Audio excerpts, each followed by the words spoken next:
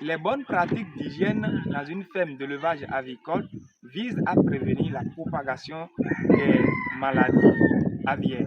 Cela inclut donc des protocoles tels que le contrôle strict des essais, le nettoyage, la dératisation et la désinfection, la mise en quarantaine des nouveaux sujets et la formation du personnel pour minimiser les risques de la transmission de la maladie entre les volailles et l'extérieur de la ferme.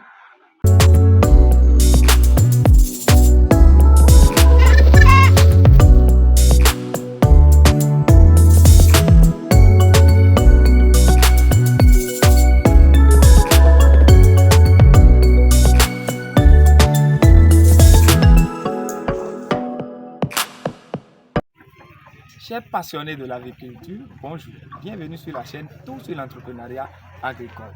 Aujourd'hui, nous abordons avec vous un nouveau thème, parlant donc des bonnes pratiques d'hygiène d'élevage.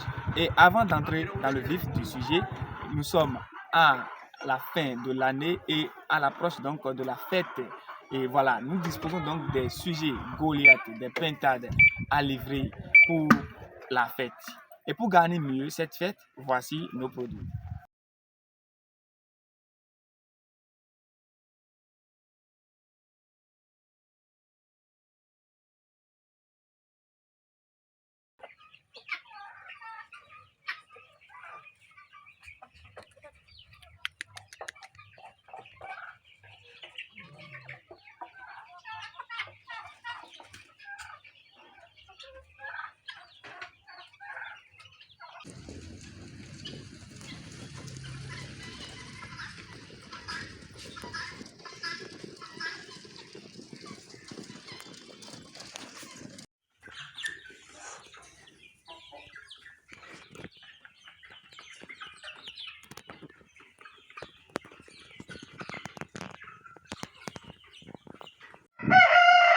Dès que vous aurez besoin de nous, voici notre numéro WhatsApp.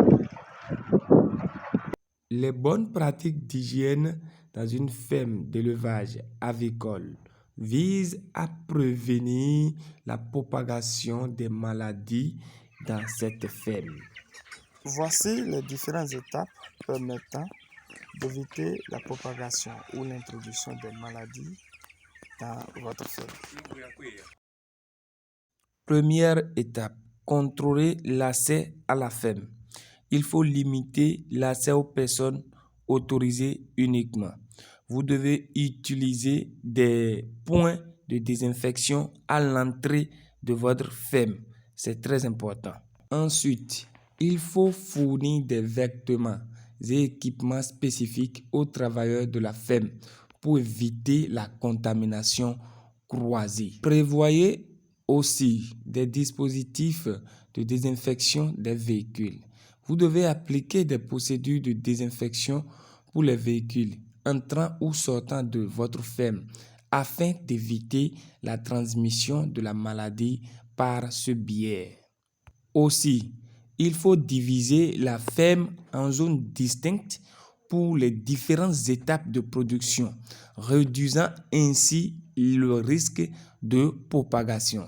Ce qui veut dire que si vous voulez démarrer vos poussins, il faut une poussinière à pas le lieu où vous devez conduire les sujets jusqu'à l'étape de la ponte. C'est très important. Exigez ensuite dans votre ferme d'élevage, l'hygiène des mains en mettant en place des stations de lavage des mains et encouragez une stricte hygiène des mains pour tous les travailleurs. Étape suivante, surveillance sanitaire. Vous devez effectuer des contrôles réguliers de la santé de vos sujets pour détecter rapidement tout signe de maladie. Nous abordons à présent la gestion des déchets de la ferme. Élaborer des procédures pour la gestion appropriée des déchets avicoles afin de minimiser les risques de contamination sur votre ferme d'élevage avicole. Contrôle de l'introduction des ravageurs. Mettez en place des mesures pour contrôler les ravageurs et les nuisibles qui pourraient introduire des maladies dans votre ferme. Il faut également une formation de vos personnels et de la ferme. Assurez-vous que tout le personnel est formé au protocole de biosécurité et comprend l'importance de les suivre rigoureusement. Vous devez avoir aussi l'habitude de la mise en quarantaine des nouveaux sujets arrivant sur la ferme. Les nouveaux sujets introduits sur la ferme doivent être isolés et surveillés afin d'être intégrés au reste de votre troupeau.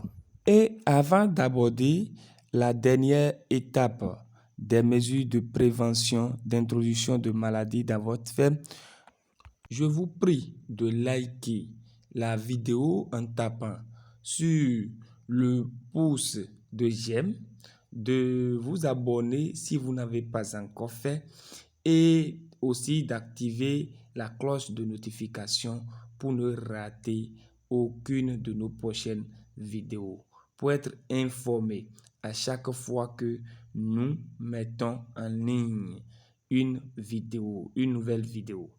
Bien avant, n'oubliez pas de commenter. Si vous avez des questions, il faut les mettre en commentaire.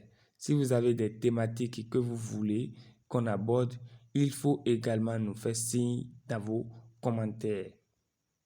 Et bien aussi, n'oubliez pas de critiquer car c'est grâce à vos critiques qu'on s'améliore et qu'on améliore le contenu de la chose. Et pour finir, il faut obligatoirement la mise en place devant vos poulaillers un pédiluve, c'est-à-dire un dispositif permettant la désinfection des pieds et avant de rentrer dans votre poulailler.